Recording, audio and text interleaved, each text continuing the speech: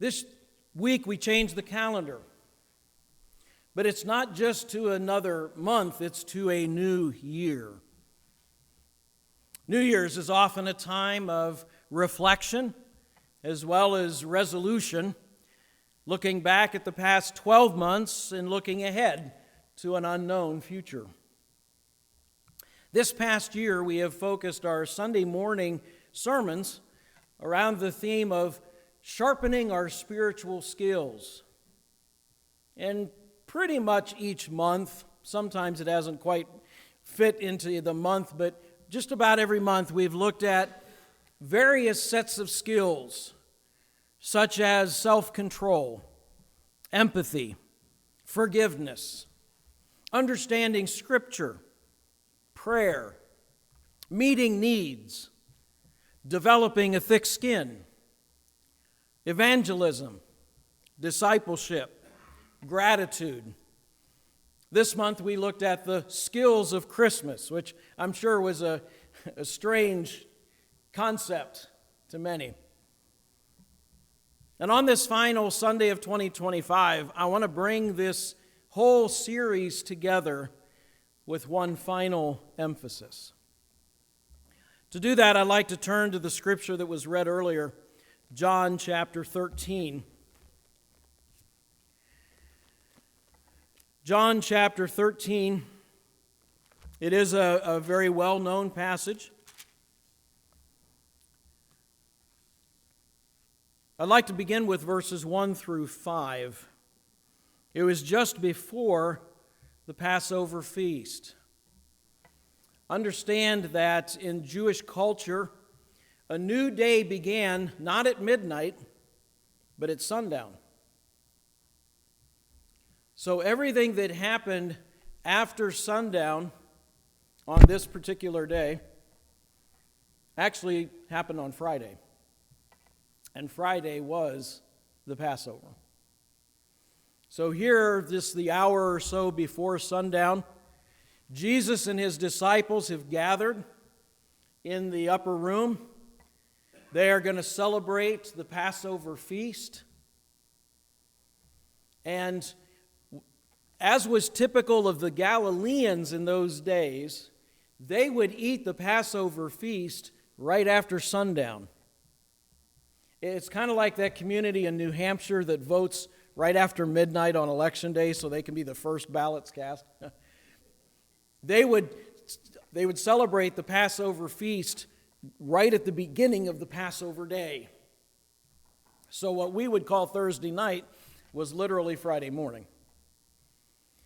And Jesus knew that this wasn't going to be just any other Passover, because this year he was the Passover lamb.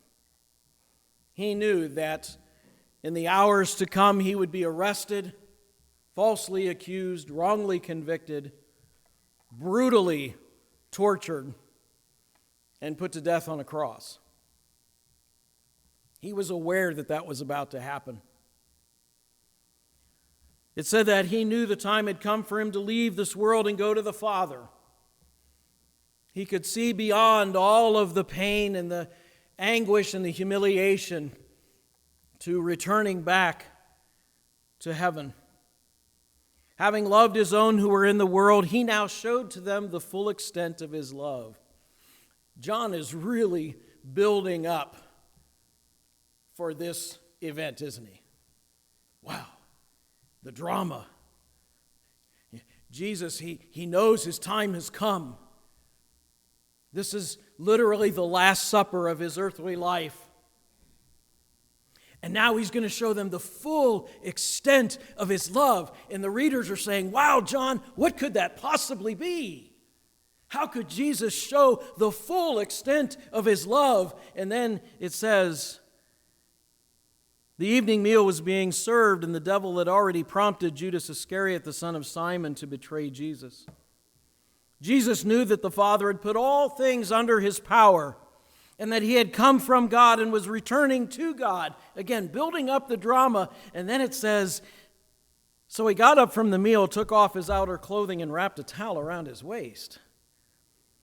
After that, he poured water into a basin and began to wash his disciples' feet, drying them with the towel that was wrapped around him, thinking, what a letdown. Here I thought this was going to be something spectacular. Like, wow, we're building it up. This is the greatest extent of his love. And he washed their feet? Really? I'm sure it surprised his disciples too. They weren't ready for that. Because that was the lowest act of service for the lowliest slave of the house. And none of the other disciples had bothered to do so. In fact, John doesn't record this. Maybe he felt a little ashamed of it to put it in there, or maybe he already knew the other Gospels had put it in. You read the other Gospels' account of what was happening here. What were the disciples doing just before dinner that night? They were in an argument. You know what the argument was about? Which one's the greatest? Yeah. Can you imagine? Andrew saying, well, you know, I was the first one to recognize Jesus and follow him. You know, somebody else is, well, I cast out demons. I performed this miracle. Peter's over there saying, none of you other guys walked on water. Right? They're all arguing about who's the greatest. Nobody bothered to wash feet. And so Jesus gets up, far as we know, without a word, and begins washing the feet of the disciples. You know, something I hadn't really thought of before until I was just reading this? He would have washed Judas' feet as well. Even though he knew what Judas was about to do. Right up to the end, he loved him. And he submitted himself to this act of service. Now, there's a conversation with Peter, which would be great for a whole nother sermon. We're not going to deal with that today. But then following that, after Jesus was done, he says to the disciples, beginning in verse 12, when he had finished washing their feet, he put on his clothes and returned to his place. Do you understand what I have done for you? He asked them. You call me teacher and Lord, and rightly so, because that's who I am. Now that I, your Lord and teacher, have washed your feet, I want you to notice this. You should wash one another's feet. Jesus didn't say you should wash my feet, even though they should have. They should have been climbing over each other for the privilege of washing Jesus' feet. But Jesus didn't say wash my feet. He said wash one another's feet. I have set you an example that you should do as I have done for you. I tell you the truth, no servant is greater than his master, nor is the messenger greater than the one who has sent them. My focus this morning, though, is on verse 17. Now that you know these things, you will be blessed if you do them. Now, I know some people apply this passage in a very literal fashion. There are ceremonies where people wash another person's feet. Nothing wrong with that. Those who participate in that say it's a really wonderful experience. Not really sure, though, that's what Jesus meant. I mean, we wear shoes and socks today, like most of us do, anyway. We don't have the need for foot washing as they did back then. I'm not so sure that the literal washing of feet really is the fulfillment of this passage for us, or the application for us today. I think Jesus' point was that we should serve each other, even in seemingly humble or unpleasant ways. And that would look different from culture to culture, but the principle is the same. Love is seen in serving others selflessly and humbly. You know, the world thinks that happiness comes as the result of others serving us. The more people do for us, the happier we'll be. But real joy comes when we serve others in the name of Christ. The world is constantly pursuing happiness, but it's like chasing a shadow. You never quite catch it. In fact, it's only in doing what Christ says that we find true joy and peace and purpose for our lives. But again, that's not my emphasis today. My emphasis is on that last verse. Now that you know these things, you will be blessed if you do them. I'm calling this the forgotten beatitude. And no, that's not a word that I made up. Beatitude is an old word. It's the pronouncement of a blessing. In Matthew chapter 5, there's a whole list that's often called the Beatitudes, where Jesus said, "Blessed are the poor in spirit, for theirs is the kingdom of heaven. Blessed are the pure in heart, for they shall see God. Blessed are you when you are persecuted for righteousness' sake." Whole list of blessings. Here is another pronouncement of a blessing. And it's one that we don't often think of as a beatitude. He says, "Now that you know these things, you will be blessed if you do them." Notice, he doesn't say you're blessed because you know them. He assumes that you know them. He assumes that the disciples know what just happened. They weren't blessed because it happened to them. They weren't blessed because they knew about it. They're blessed if they go out and do it themselves. The blessing comes with the doing, not just the knowing. Chuck Swindoll confesses, "Let me be completely transparent with you. I find the idea of foot washing, both literal and figurative, much easier to teach than to practice." But Jesus didn't promise to release blessing on those who teach foot washing, but to those who do it. I want to expand that idea to all the things we've talked about for the last 12 months. All of these spiritual skills that we've been sharpening, the skills of self-control, the skills of empathy, the skills of meeting others' needs, the skills of gratitude, all of these skills, we're not blessed if we know them. We're blessed if we do them. You see, Christianity is not a philosophy to be debated. It's not a theology to be taught. It's not even a book to be learned. Christianity is a life to be lived, following in the footsteps of our Master Jesus Christ. Now, teaching and reading and studying and learning, those are all good things. I mean, we can't do without knowing. I know most of us guys think we can. I mean, the last thing we do is read the instructions, right? Better to learn before you do. But once you learn, you must do. That's the point Jesus was making here. It's a point I want to make this morning. Jesus didn't promise a blessing on those who teach or hear or learn spiritual skills. He promised a blessing on those who do them. The greater end is living like Jesus. And that's something to be done, not something simply to be known. So allow me to develop this idea a little further. First, our faith must be practiced. Now, we've been reading in John 13.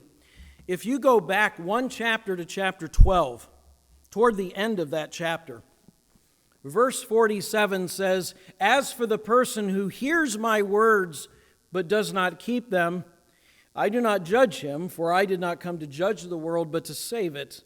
There is a judge for the one who rejects me and does not accept my words. That very word I spoke will condemn him at the last day."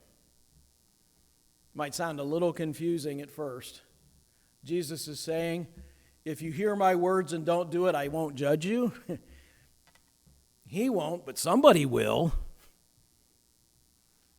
And I want you to notice, in verse 47, he speaks in terms of a person who hears my words but does not keep them. In verse 48, he describes the same person as the one who rejects me and does not accept my words. See, you can hear the words of Jesus and not accept them. You can hear the words of Jesus and reject them. How? By not doing them. Now, you might listen, occasionally nod your head, hopefully in the right direction, right? Might even say amen over something you really like. But if this is as far as it goes, you haven't kept the words of Jesus. It's only in the practice that we obey him. Back in Matthew chapter 7, the end of what is often called the Sermon on the Mount, Jesus had some very direct and pointed words. Matthew 7, verse 21. Not everyone who says to me, Lord, Lord, will enter the kingdom of heaven, but only he who does the will of my Father who is in heaven. Many will say to me on that day, Lord, Lord, did we not prophesy in your name? And in your name drive out demons and perform many miracles? And then I will tell them plainly, I never knew you. Away from me, you evildoers. I don't know about you, but those are words that keep me up at night. I don't want to hear those words. And then he goes on in the next verses to tell a parable. He says, therefore everyone who hears these words of mine and puts them into practice is like a wise man who built his house on a rock. The rain came down, the streams rose, the winds blew and beat against that house, yet it did not fall because it had its foundation on the rock. But everyone who hears these words of mine and does not put them into practice is like a foolish man who built his house on the sand. The rain came down, the streams rose, the winds beat and blew against that house, and it fell with a great crash. I remember first learning that parable as a song in Sunday school, right? Maybe you did too. Remember the hand motions? Wise man built his house upon the rock, right?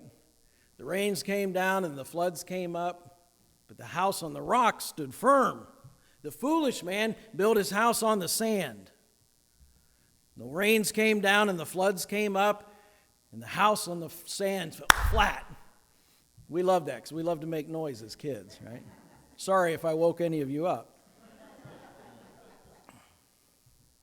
But what's the difference between the wise and the foolish man? I think I was probably always thought that, the wise man went to church on Sunday and they listened to the sermons and they read their Bible during the week and they had their devotions. And that's the wise man, and the foolish man, stayed home on Sunday and, maybe slept in or, watched football or, whatever, and, didn't bother going to church. That's not what Jesus said at all. Notice that both the wise and the foolish builders heard his words. This was not a problem of ignorance. This was not a matter of somebody that wasn't aware of what Jesus had to say. This is somebody that knew, but they didn't put it into practice. They learn and learn and learn, but don't do. That's the difference. Jesus is looking for those who not just learn about him and learn his words, but who live like him and go out and do the things that he has us do. Now, what Jesus implied in that parable, James states in no uncertain terms. In James chapter 1, verse 22, do not merely listen to the word and so deceive yourselves. Do what it says. Anyone who listens to the word but does not do what it says is like a man who looks at his face in the mirror and after looking at himself goes away and immediately forgets what he looks like. But the man who looks intently into the perfect law that gives freedom and continues to do this, not forgetting what he has heard, but doing it, he will be blessed in what he does. Here's another beatitude. Actually, it's just another rendition of the same beatitude. You are blessed when you do what Jesus says, not when you know it, not when you learn it, not when you memorize it, not when you understand it, when you do it. Pretty sure that if James needed a corporate sponsor, it'd be Nike. Just do it, right? That's the idea. That's what Christianity is all about. I love the illustration. A man looks at his face in the mirror and doesn't do anything about it. I think of myself in the morning. When I get out of bed, I go into the bathroom and I turn on the light and I look in the mirror and go, hair going 8 different directions, right? Walking into church today, whew. So much for combing your hair before, I had a few people comment on nice hair. So immediately I go into the restroom and I look in the mirror and sure enough, it's going all over the place. And if I had said, looks good to me. No, you take a hairbrush and you put it back into place. You do something about it. That's the point here. A mirror doesn't do you any good if you don't take what you see and do something about it. And the same is true with God's Word. God's Word is like a mirror. It shows the places we need to, give some attention to. But if we don't do anything about it, what are we doing? I hate to say this because I don't want to discourage people coming to church, but if you've sat in this church for the last 12 months and you've heard all about these spiritual skills we need to sharpen, and you're not doing it, you've wasted your time. Because it's not the ones who hear, it's not the ones who learn, it's not the ones who know, it's the ones who do that are blessed. Kenneth Wiest translates the last phrase in verse 25, this man shall be prospered spiritually in his doing. Here's the thing about these spiritual skills we've been talking about. When you practice them, you are blessed while you are doing it. It's not just do it and then you're blessed. The blessing comes in the doing. And isn't that true? Isn't it true when you act on your faith, when you do something you know that Christ wants you to do, it's not just you're looking for a blessing afterwards, it's a blessing while you're doing it. You are blessed while you do it. Now I go back to that passage in John 13, Jesus washing his disciples' feet. Yeah, that might stir us emotionally. It might enlighten us intellectually. But it cannot bless us spiritually until we do what Jesus told us to do. That's really the bottom line of our faith. Our faith must be practiced. It must be something we do, not just something we say, not just something we think, something we do. The skills that we have discussed over this past year can't just be learned in a classroom or a Bible study or a sermon. They are behaviors we choose that become habits. And if you really want to sharpen the skills, get out there and do it. Put it into practice. Second, our faith must be proactive. You go back to John 13. You've got 13 guys sitting around a table with stinky, dusty feet. Now, I don't know what was going on in their minds. My guess is none of them had even thought about having feet washed. If any of them did, they must have been thinking, well, I hope somebody hurries up and washes my feet. Because nobody was thinking, well, since nobody else has done it, I will, until Jesus.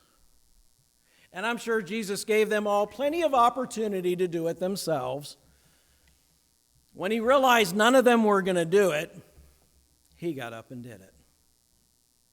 He didn't wait for somebody to say, hey, by the way, Jesus, would you wash our feet? I mean, none of them would have had the audacity to do that. I'm sure a lot of them were shocked that he did it. But he didn't wait for an invitation. He didn't wait to be instructed, go do this. He saw a need, he met it. He took the initiative. And that's true of God in general. God the Father did not wait for his creation to deserve or even to desire his salvation. We're told in Romans 5:8, God demonstrates his own love for us in this: while we were still sinners, Christ died for us. It's not a matter that mankind is pleading to God saying, oh, God, save us, we need help down here. And God says, oh, yeah, I guess so, I'll send my son. No. God put that all into motion when we didn't care. We weren't even aware of our need. And God said, I know you have a need, I'm going to meet it. He took the first step. His love is proactive. And in the same way, a follower of Jesus is proactive in setting an example, not just reactive. Rather than being concerned with what everybody else is doing, we need to do what's right because it's the right thing to do. A great example of this is seen in one of Jesus' best-known parables. It's probably right up there with the parable of the prodigal son. In Luke chapter 10, he tells the parable of the Good Samaritan. In Luke 10, verse 30, Jesus said, a man was going down from Jerusalem to Jericho when he fell into the hands of robbers. They stripped him of his clothes, beat him, and went away, leaving him half dead. A priest happened to be going down the same road when he saw the man pass by on the other side. So too a Levite, when he came to the place and saw him, passed by on the other side. But a Samaritan, as he traveled, came to where the man was. When he saw him, he took pity on him. He went to him and bandaged his wounds, pouring on oil and wine. Then he put the man on his own donkey, took him to an inn, and took care of him. The next day he took out 2 silver coins and gave them to the innkeeper. Look after him, he said, and when I return, I will reimburse you for any extra expense you may have. Here's a man beaten, robbed, left for dead, in need of medical attention. If Jesus were telling this parable today, he would say, a preacher came by and went to the other side of the street to avoid him. Then an elder or a deacon comes by and did the same thing. Now, he didn't say it about those 2 guys, but my guess is they probably felt pity. They probably saw the guy in the ditch and said, wow, that's horrible. That shouldn't happen to anybody. I hope they catch the guys who did this. Wonder if there are any security cameras around. Maybe I'll call 911, right? But they didn't do anything about it. And then comes along a Samaritan. Samaritan doesn't mean anything to us. In fact, Samaritan today has a good connotation. We hear of Samaritan's purse. That's somebody that's giving to those in need, based on that parable.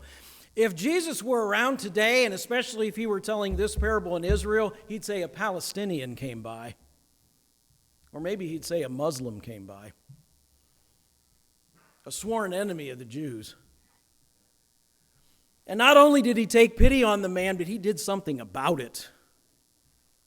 He didn't say, wow, I hope somebody comes by and helps this guy. He was the guy. He stepped in and met the man's need. I'm sure they all had pity on him. But the pity of those first 2 didn't do a lot of good, did it? Only the Samaritan put his pity into practice and helped the man. So as we sharpen our spiritual skills, sharpen them to be used, not to be put on display. Prepare for action. Go out these doors and say, how can I do what I just heard today? Maybe even make it a prayer. Lord, show me someone in need that I can be of assistance to. Who can I show empathy to today? Who can I meet the need of someone today? Who can I share the gospel with today? Put it into practice. Don't wait for somebody else to come along and do it better. Do it. Remember when I worked at the ice cream plant? Most of the time that I was there, my job was to fill in for whoever called off that day. So I was the permanent pitch hitter. You know. And as I'm doing the job, of course, I don't do any job every day, so I'm not as proficient at it as everybody else. But, some people would complain. Oh, well, so-and-so does it like this. And I developed a comeback.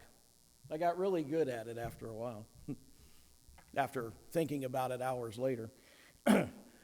Somebody would say, well, so-and-so would do it this way. I say, you know what the difference is between me and so-and-so? I'm here. Now, in our lives, we might see a need and we say, boy, so-and-so is so good at this, they would do a great job here. You know what? They're not there. You are. Go ahead and do it. Don't worry if maybe someone else would do it better. If you're aware of a need, if you have an opportunity to serve others, do it. Don't wait for somebody else to come along and do it. Don't wait to be asked to do it. Just do it. Finally, our faith must be persistent. I don't know about you, but I hate doing anything for the first time. Right? There's a reason why I've never ice skated. There's a reason why I've only roller skated once, which leads to why I've never ice skated. Because when you first do it, you're not very good at it. Of course, roller skating was with the youth group back in that time period where you really didn't want to look like an idiot in front of all your peers. So it'd be easier to just not even try. We're never good at something the first time we do it. That's okay. It's the only way we learn. Somewhere there is a recording of the first sermon I ever preached. Talk about cringe factor. No one ever does it perfectly the first time. In fact, we always make mistakes as we start something new. The key is not giving up. Be persistent. Paul says in Galatians 6:9, let us not be weary in doing good, for at the proper time we will reap a harvest if we do not give up. That little two-letter word, if, is so powerful, especially in the Bible. Whenever you see that, it's a condition. Remember the Beatitude? You will be blessed if you do them. Here, we will reap a harvest if we don't give up. And I really want to underscore this next idea. Failure is not doing something less than perfect. Failure is not falling short of expectations, whether they're yours or somebody else's. Failure is stopping before completion. Failure is giving up.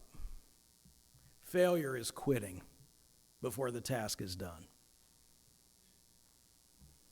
Even if we don't do it right the first time, get up and do it again. You keep trying, you keep working on it, you keep it up. And it's amazing, you get better at it the more you do it. That's true of almost anything in life. You get better at it the more you do it. So when it comes to serving Christ and serving others, keep doing it. Maybe the first time didn't look so pretty. Maybe the 20th time didn't look so pretty. Don't quit. Don't give up. Our spiritual growth comes from doing, not merely reading about it, listening to others talk about it, or seeing others practice it. Those are all good things, but in and of themselves, they're not going to be a blessing. Jesus served his disciples by washing their feet. And he said, I've given you an example, not to debate, not to discuss, not to go write a book about. Go do it. And that's what we need to be doing. We've spent 12 months sharpening our spiritual skills in a variety of areas. We don't need to learn more. We need to just do it.